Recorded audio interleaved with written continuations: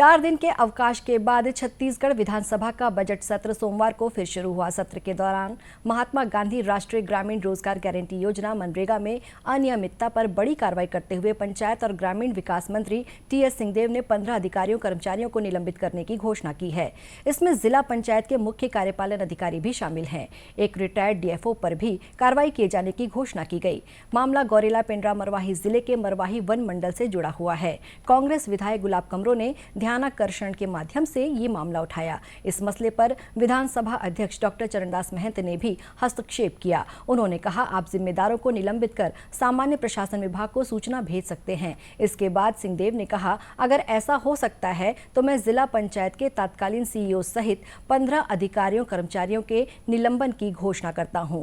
इसके पूर्व प्रश्नकाल में विधानसभा में पलायन का मुद्दा कांग्रेस विधायक धनेंद्र साहू ने उठाया। विधानसभा अध्यक्ष डॉक्टर चरणदास महंत ने मामले में खुद हस्तक्षेप किया। उन्होंने कहा, पलायन छत्तीसगढ़ के माथे पर कलंक है।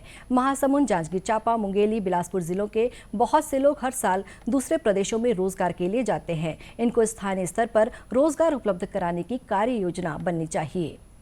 प्रश्नकाल में भाजपा विधायक कृष्णमूर्ति बांधी के एक सवाल के जवाब में गृह मंत्री ताम्रध्वज साहू ने बताया, जनवरी 2019 से फरवरी 2022 तक 570 किसानों ने आत्महत्या की है। इनमें से केवल 2 किसानों ने कृषिगत वजहों से जान दी है। शेष किसानों ने दूसरे कारणों से आत्महत्या की। गृह मंत्री ने बताया, आत्महत्या के लिए किसी प्रकार के मुआवजे का प्रावधान नहीं है। वहीं नेता प्रतिपक्ष धर्मलाल कौशिक ने कहा, 570 किसानों ने आत्महत्या की है, ये मंत्री ने स्वीकार किया है। तो जब किसान खुशहाल है तो किसान आत्महत्या क्यों कर रहे हैं?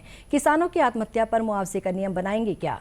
विपक्ष के सवालों के जवाब में गृह मंत्री ताम्रध्वज साहू ने कहा, किसानों के मुआवजे का नियम नहीं है और आत्महत्या के मामले में कमी आई है, ये आंकड़े भी बता रहे हैं। प्रश्नकाल में कांग्रेस विधायक सत्यनारायण शर्मा ने कोरोना की वजह से सफाई कर्मियों की मौत का सवाल उठाया। अनुकंपा नियुक्ति के सवाल पर मंत्री डॉक्टर डहरिया ने बताया, सफाई कर्मी का पद पिछली सरकार में ही खत्म कर दिया गया था। ऐसे में उनके किसी परिजन को अनुकंपा नियुक्ति नहीं दी जा सकी। उन्होंने प्लेसमेंट कंपनी के जरिए नौकरी देने पर विचार की बात कही। प्रश्नकाल में ही सदन में भाजपा विधायक शिवरतन शर्मा ने राजधानी के एक्सप्रेस वे की अनियमितता में अधिकारियों के निलंबन का मामला उठाया। जवाब में लोक निर्माण विभाग और गृह मंत्री ताम्रध्वज साहू ने कहा कि मूल विभाग निलंबित करता है, जिसकी जांच प्रक्रिया पूरी हो गई उसे बहाल किया गया। उन्होंने कहा कि मामले में गड़बड़ी किसके द्वारा की गई, जनता के सामने सच आ गया है।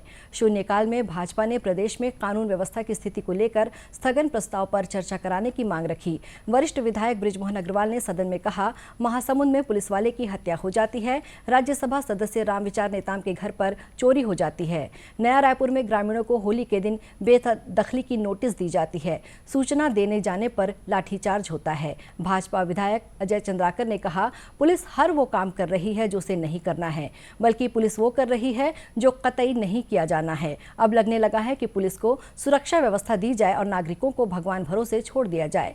विपक्ष स्थगन को ग्राह्य करने की मांग करने लगा, तभी आसंदी ने कानून व्यवस्था को लेकर पेश इस स्थगन को अग्राह्य करने की सूचना दी। सदन में इसके बाद देर तक हंगामा होते रहा, जिसके बाद सदन की कार्यवाही 5 मिनट के लिए स्थगित कर दी गई।